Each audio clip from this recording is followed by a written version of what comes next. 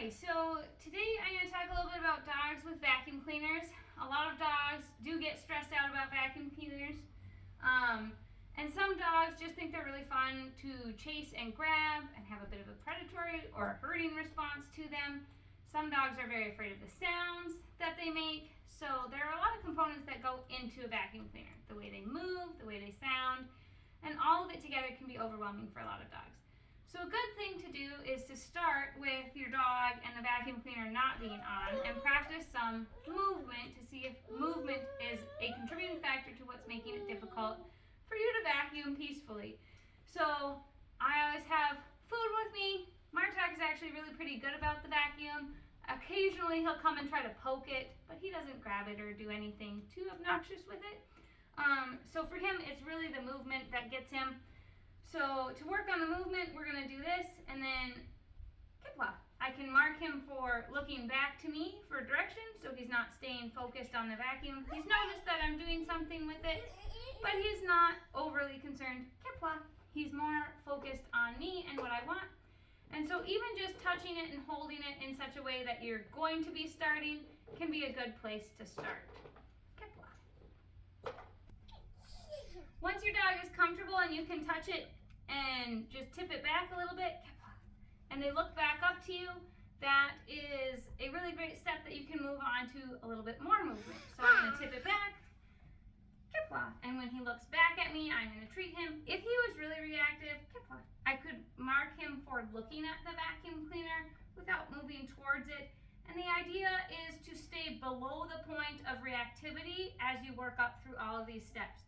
So if at any point he pops up and comes and pokes the vacuum cleaner, that means I've done a little bit too much or a little bit too exciting for this moment today. So, Kipwa.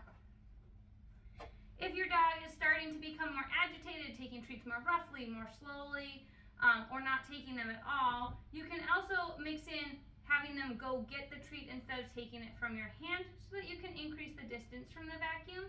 So I could Kipwa and then go get it. So I could tell him to go get it. Now he's further away from the vacuum cleaner. It's less exciting. It's less intimidating if it's something that's fearful. So then we can start adding movement. And Kipwa, he's looking back at me, and I can again toss the treat away. Once their back is turned, it's good to pause the motion on the vacuum so that we're not moving it a bunch when they're not looking. Kipwa. And that can help it not be startling when they turn around and now it's suddenly in a different place. So if you are tossing the treats, go get it. It's good to not be moving the vacuum while their back is turned. So now we've got this movement is fun. I can vacuum just like I would if I was actually vacuuming, and he is doing a really great job, not coming and poking it or anything like that. So then the next step is that it does make sound. So this one makes a slightly different sound if it's upright versus if it's tipped back, it's a little bit louder. So what I'm going to do is I'm going to turn it on and turn it off and then treat so that the sound of the vacuum becomes associated with good things. If your dog is very fearful of the sound, it's really good to start with a recording rather than the actual thing. Since he doesn't seem to mind it too much and he's not very reactive to the vacuum, I'm going to start with the actual sound of the vacuum instead of a recording. So we're going to turn it on, turn it off, Kipwa. And so it got his attention, he looked at it, but he didn't like go for it or anything. So I turned it off and treated before he got too amped up about it. And then I can turn it on, turn it off, Kipwa. And I can toss the treat so he goes and gets it. And then as they become comfortable, you can increase the amount of time it's on, and you can just treat for it being on. Kipwa. Kipwa. So here I'm treating for him looking at it, Kipwa, without moving towards it. Kipwa.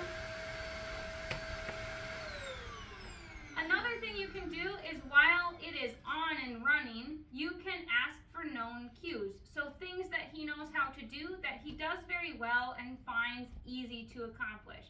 I'm not going to ask for really complicated skills like rolling over, but doing a nose target or a sit would be good.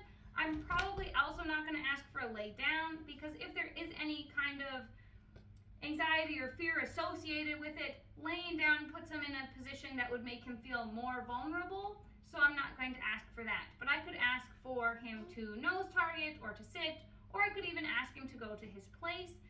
I'm not going to ever move the vacuum towards him while he's on his place because I want him to think it's a safe place to go. So if I do ask him to place, it would be to go there and the vacuum's not going to approach him.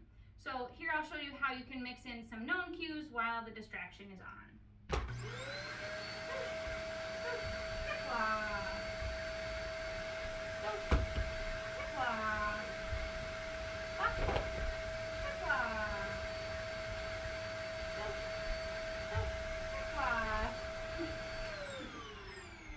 Helper. So you can see that he's willing to focus, he's taking treats the same as he would otherwise, and so then I could move on to the next step, which would be to have it on and tip it back.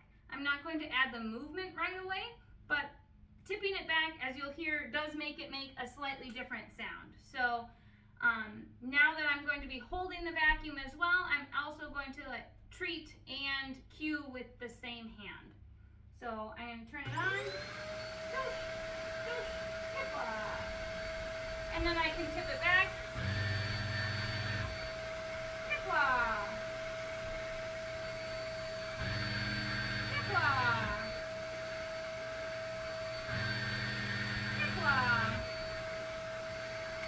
So you can see now he's staying over here. He's not in the way. He's not approaching. When I first tipped it back, that's the point where he still kind of occasionally will come poke it. So you saw that he stood up. And that is something that he does, and we are still working on that. But he doesn't try to bite the vacuum. If he does anything, he just comes and pokes it, and then I cue him to go to his spot in an area that I am not vacuuming, and he'll leave everything alone. Dogs who don't know that, though, or aren't very good and comfortable on their place, I wouldn't use that. If you're vacuuming and your dog is really anxious about it, it's good to practice a little bit, either at the beginning, before you start vacuuming, and then put your dog away in a safe place with a treat toy or something that they can enjoy while you're finishing your chores. Training in real life. There are always interruptions. Once they're comfortable with it being on and tipped back, then you can start to add some movement. So since we had to come back, we took a little break, we're gonna back up a step and just go to turning it on and off again. Wow.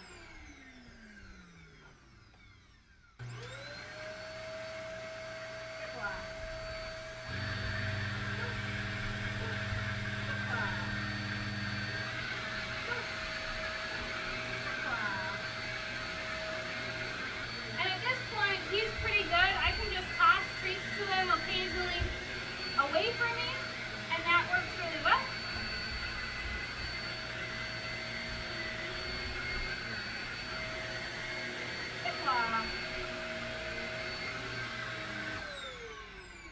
Eventually, you just slow down how frequently the treats happen and treat more or with a better treat if your dog just decides to go sit down somewhere further away or out of your way. And that way, vacuuming becomes a predictor of good things instead of this big, huge thing that has to be an ordeal. And if you don't have time to do things in a way that makes it comfortable for your dog, it's good to just put them away with a food puzzle or a Kong that's stuffed or in a room away from where you're vacuuming where it's not going to be a stressful event for them. If you do have questions or you are having concerns with this or any other behaviors that you would like to address with your pet, by all means reach out. My email is beth@rwanimalbehavior.com. I forgot that I mentioned that you can send your dog to a placemat, and that is an option that you can do if your dog is really comfortable with one. So Martok does actually know that very well and is very good at sitting on his, so yeah. So now that he is located here, I'm not going to vacuum in his direction. I'm also not going to give him his marker cue. That means he's all done being there. And so I'm going to expect him to just wait there while I tip the vacuum back. And now that we're doing this differently, there we go. Good. And then I'm going to turn it on. And I can treat for it being on. And we can go about doing this.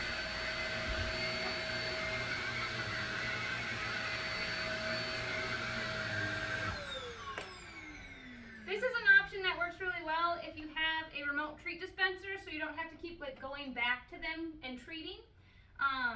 Because every time I reached to hand him one, he was wanting to come off to get that treat, and we haven't worked on that with the vacuum very often.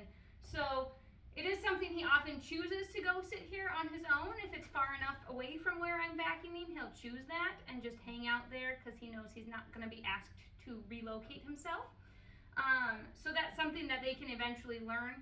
If you have a treat and train or some kind of remote treat dispenser, then you can just click your button so that it distributes treats, and then they stay stationed where they are. And just be aware of how close you are and know what your dog's comfort level is and work below that level. Again, if you have questions, by all means,